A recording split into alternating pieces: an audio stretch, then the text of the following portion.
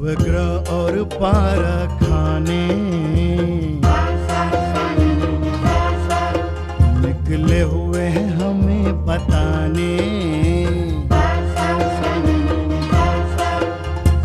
अगर समझ ले हमें क्या अच्छा है और बुरा क्या, क्या ताकत है अपनी और हमें कमी क्या। कुदरत को जानो, खुद को जानो, अपने आप को पहचानो, अपने आप को पहचानो।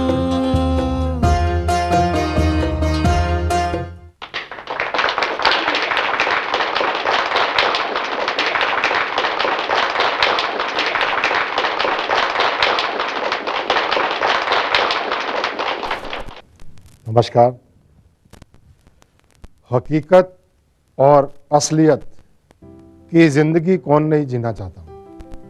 हर इंसान ये चाहता है कि जब आप खाने का इतना ध्यान रखते हैं कि एक्सपायरी डेट भी चेक करते हैं, सब कुछ करते हैं, तो जो इंसान कहते हैं कि उसको उसका कपड़े पहनने का ढंग, उसका खाने का तरीका, ये सब आपकी कुंडली में मौजूद होता है कि उसका जो कर्तव्य भी जो करके दिखाता है दुनिया के अंदर, तो वो भी अपना कुंडली के मुताबिक करता है।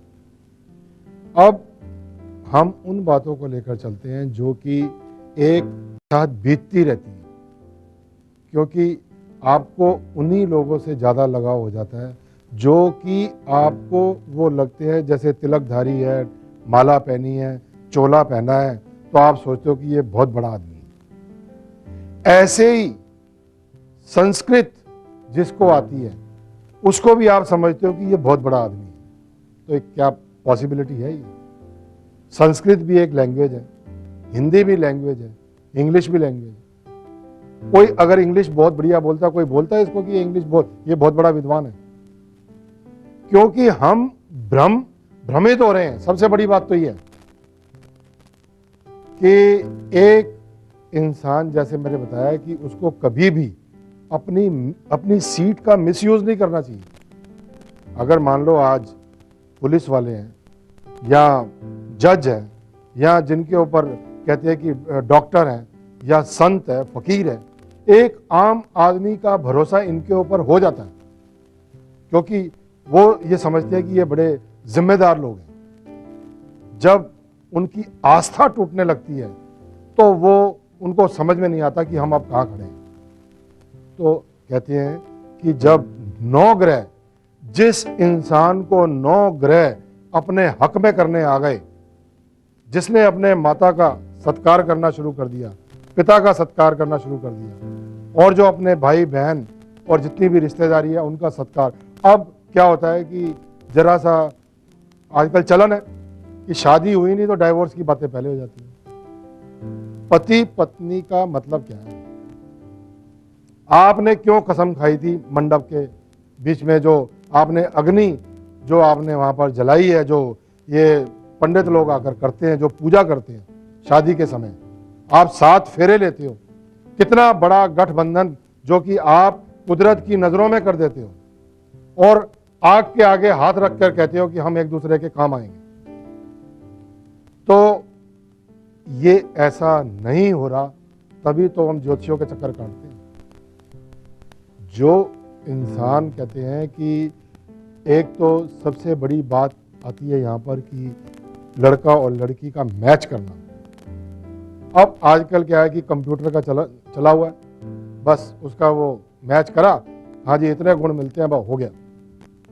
अब वही जो कहते हैं इतने गुण मिलते हैं, तो अगले दिन वो मिलते हैं जी डाइवोर्स अदालतों में पहुंचे होते हैं। अब ये अदालतें इसी काम के लिए रह गई हैं क्या? और सरकार को तो कोई काम है नहीं। अब यही आपने पहले शादी करी, उसके बाद अदालत पहुंच गए। कि आज तक मेरे को ये बताओ कि किसी देवी देवता ने आपस में तलाक किया है, जो कि आप 1 मिनट में जाके आप ये करने लग जाते हो। अपने आप को कहते हैं कि अपनी ग्रह चाल को अपने आप को ठीक रखना कोई हमें रोक सकता है?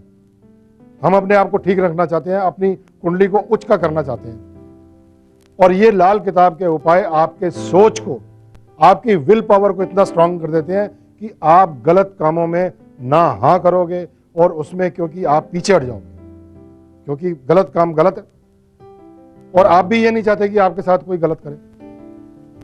कि जो हम ये शुक्र ग्रह को कहते हैं, शुक्र ग्रह जो है ये पति और पत्नी को देखकर हम चलते हैं। अब ये देखो कि कितनी बड़ी बात है कि एक लड़की अपने पिता का घर छोड़ के और एक पति के पास आती है, सिर्फ एक मात्रा का फर्क है, पिता और पति। जितनी जिंदगी उसने अपने पिता के पास नहीं गुजारी होती, उतनी वो पति के पास गुजारती है। अब इसका मतलब ये पक्की, क्योंकि पुराने जमाने में मैच नहीं करते थे, और आजकल भी जो आम ज्योतिष है उनको मालूम ही नहीं है कि मैच होता क्या है। क्यों?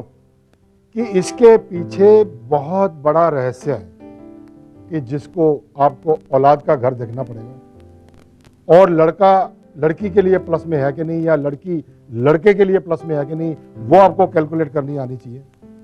और कहते हैं कि जब एक शादी होती है तो हर आदमी ये सोचता है कि आज मेरा जिंदगी का विस्तार होगा, और ये जो लड़की आई है ये मेरी गृह लक्ष्मी है, और ये पता लगे कि थोड़े दिनों बाद कि यही गृह लक्ष्मी जो है पूरा घर को उसने अस्त व्यस्त कर दिया है, तो फिर वो शादी क्या रह गई वो शादी। तो इन्हीं बातों को और ज़्यादा साफ साफ करते हुए लफ्ज़ों में हम आपसे फिर मुलाकात करेंगे। नमस्कार। अपने आप को पहचानो।